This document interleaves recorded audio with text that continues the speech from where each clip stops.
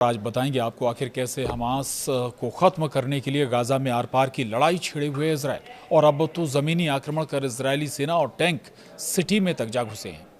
दरअसल इजराइल सरकार ने गाजा सिटी पर कब्जे के लिए सैन्य अभियान चलाने की घोषणा अगस्त में की थी। हफ्तों तक शहर पर बमबारी और उपनगरों पर गोलीबारी करने के बाद इजरायली सेना ने मंगलवार से मुख्य शहर पर जमीनी कार्रवाई शुरू की है।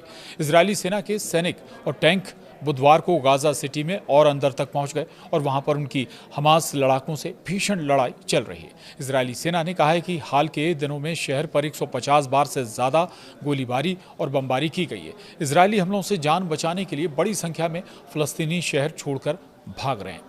इधर संयुक्त राष्ट्र और विश्व समुदाय ने इजरायल की न केवल निंदा की बल्कि ऐसे हालातों पर चिंता भी जता रहे हैं।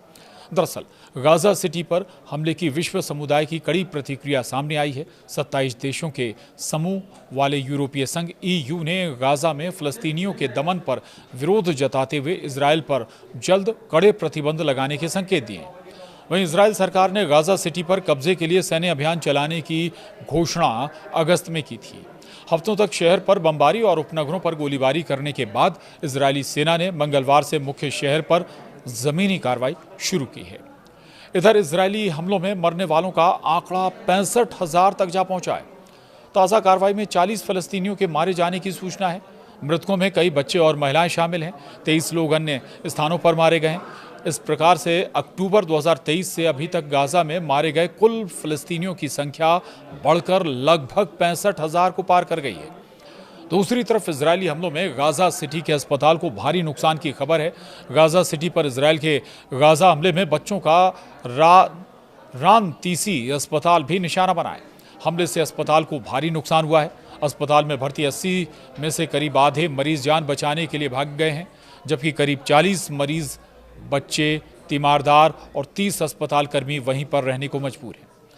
इधर इजरायली सेना ने कहा है कि कार्रवाई में बहुत ज़्यादा सतर्कता बरती जा रही है, लेकिन हमास नागरिक ठिकानों के बीच से हमले कर रहा है, इसलिए जवाबी हमले में आमजनों को नुकसान हो रहा है। इजरायली सेना की कार्रवाई से पहले गाजा सिटी और उसके उपनगरों में करीब 10 लाख लोग थे। इजरायली सेना के इलाका खाली करने के संदेशों और हवाई हमलों के बाद उपनगरों के करीब 3.5 लाख लोगों ने इलाका छोड़ दिया है, लेकिन 6 लाख से ज़्यादा लोग अभी भी शहर में हैं। इधर संयुक्त राष्ट्र ने इजरायली कार्रवाई से शहर में भारी खून खराबे की आशंका जताई है। सऊदी अरब ने भूख से त्रस्त लोगों पर गोलीबारी और बमबारी करने के लिए इजरायल की कड़ी निंदा की है और सुरक्षा परिषद से अविलंब हस्तक्षेप कर फलस्तीनियों की सुरक्षा सुनिश्चित करने की अपील की है। हाल ही में इजरायली हमले के शिकार हुए कतर ने गाजा सिटी पर सैन्य कार्रवाई की कड़े शब्दों में निंदा की है। कहा है कि ये फलस्तीनियों के जनसंहार की साजिश है, जिसे हमास पर हमले के बहाने अंजाम दिया जा रहा है। वहीं इजरायल के हमले अभी भी रुक नहीं रहे हैं। इजरायल ने मंगलवार रात यमन के शहर होदेदा और उसके बंदरगाह पर हवाई हमला किया। इजरायली सेना ने कहा कि हमले में हौती संगठन के नियंत्रण वाले होदेदा बंदरगाह की सैन्य व्यवस्थाओं को निशाना बनाया गया है और इस बंदरगाह से ही हूती ईरान के साथ अपने हथियारों का कारोबार करते हैं और उसके बाद वे उन हथियारों का इजरायल के खिलाफ इस्तेमाल करते हैं। इस हमले में किसी के हताहत होने की खबर नहीं है।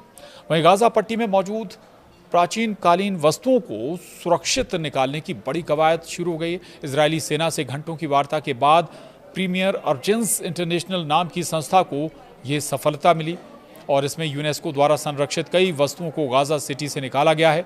निकाली गई वस्तुओं में 4वीं सदी का बाइजेंटाइन मोनेस्ट्री से मिला सामान भी शामिल है। जो वस्तुएं सुरक्षित निकाली गई हैं वे ईसाई धर्म की संबंधित सबसे ज़्यादा प्राचीन वस्तुएं हैं। संस्था के समन्वयक केविन कार्बिल ने कहा कि ये वस्तुएं केवल गाजा के लिए नहीं बल्कि ईसाई धर्मावलंबियों के लिए भी बेहद महत्वपूर्ण हैं। तो आज के लिए इतना ही, लेकिन लगातार हम आपको इजरायल और उससे जुड़े हमले और किन पर किस तरह से हमले कर रहा है इजरायल, ये जानकारी आप तक पहुँचाते रहेंगे।